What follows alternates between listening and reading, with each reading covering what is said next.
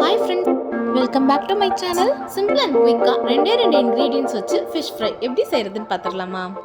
2 ingredients வச்சு fish fry பண்ணால் எப்படி நல்லாயிருக்கும் அப்படின்னு தானே யோசிக்கிறீங்க. இதை கேளுங்க. சாப்பிடு. எப்படிமா இருக்கு? சூப்பராக இருக்கா? ஸோ எங்கள் வீட்டு குட்டி சொன்ன மாதிரி எப்படி சூப்பராக இந்த ஃபிஷ் ஃப்ரை செய்யலான்னு பார்க்கலாமா? இந்த ஃபிஷ் ஃப்ரை செய்கிறதுக்கு நான் பாறை மீன் 1.5 கிலோ அளவுக்கு வாங்கி கழுவி எடுத்து வச்சுருக்கேங்க. நான் சொன்ன 2 ingredient chicken 65 masala and cornflour தாங்க. அதையும் எடுத்து ரெடியாக வச்சுக்கிறேன். நீங்கள் சிக்கன் 65 மசாலாவுக்கு பதிலாக ஃபிஷ் ஃப்ரை மசாலா கூட ஆட் பண்ணிக்கலாம். ஆனால் சிக்கன் 65 மசாலா சேர்க்கும் போது டேஸ்ட் ரொம்ப நல்லாயிருக்கும். ஸோ இப்போ நம்ம எடுத்து வச்சிருக்க கார்ன்ஃப்ளவர் அண்ட் சிக்கன் 65 மசாலா ரெண்டையும் சேர்த்து கலந்துக்கலாம். இதை நம்ம தண்ணி சேர்க்காம ட்ரையாக தாங்க கலந்து எடுத்துக்க போகிறோம். உங்களுக்கு இந்த ஸ்டேஜில் உப்பு தேவைப்பட்டால் போட்டுக்கலாம். ஆனால் சிக்கன் 65 மசாலாலேயே உப்பு இருக்குன்றதுனால நான் இதில் சேர்க்கலை. இப்போ நம்ம கழுவி எடுத்து வச்சிருக்க மீனை மசாலாவில் ஒன்றொன்னா சேர்த்து மீனோட எல்லா இடத்துலையும் மசாலா படுற மாதிரி கோட் பண்ணி எடுத்துக்கலாம். இந்த மசாலாவில் நம்ம தண்ணி எதுவுமே ஆட் பண்ணாமல் ஃபிஷ் மேலே கோட் பண்ணிட்டு இருக்கோங்க.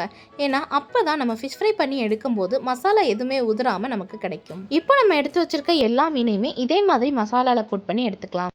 இப்போ ஸ்டவ் ஆன் பண்ணிவிட்டு ஒரு பேனில் மீன் பொரிக்கிறதுக்கு தேவையான அளவுக்கு எண்ணெய் விட்டுட்டு எண்ணெய் காஞ்ச உடனே நம்ம மசாலாவில் கலந்து வச்சிருக்க ஃபிஷ் எல்லாம் ஒன்றொன்னா அதில் போட்டு எடுத்துக்கலாம்.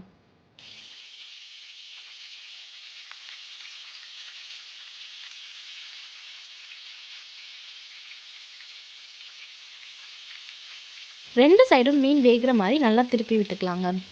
இப்போ பாருங்க, நம்ம கடாயில் சேர்த்த மீன்லேருந்து மசாலா கொஞ்சம் கூட உதிரலைங்க. மீன் நல்லா வெந்து வந்ததும் இப்போ நம்ம இதை கடாயிலேருந்து தட்டுக்கு மாற்றிக்கலாம். ஸோ நம்ம மசாலாவில் கலந்து வச்சுருக்க மற்ற மீனையும் இதே மாதிரி நம்ம பொரிச்சு எடுத்துக்க போகிறோம். இப்போ நம்ம மசாலாவில் சேர்த்த மீன் எல்லாத்தையுமே நம்ம பொரிச்சு எடுத்தாச்சுங்க. இந்த ரெசிபி பண்ணுறதுக்கு ரொம்ப ஈஸியாக இருக்குங்க அண்ட் டேஸ்டியாகவும் இருக்குங்க. இதே மாதிரி நீங்கள் ஒரு தடவை ஃபிஷ் ஃப்ரை ட்ரை பண்ணி பாருங்கள். இந்த ஃபிஷ் ஃப்ரையோட lemon juice drops and onion rings add பண்ணி சாப்பிட்டா ரொம்ப அல்டிமேட்டாக இருக்குங்க. ஸோ இதே மாதிரி சிம்பிள் அண்ட் டேஸ்டி ரெசிபிஸ்க்கு நம்ம அன்புடன் அமிர்தா யூடியூப் சேனலை சப்ஸ்கிரைப் பண்ணிக்கோங்க. தேங்க்யூ.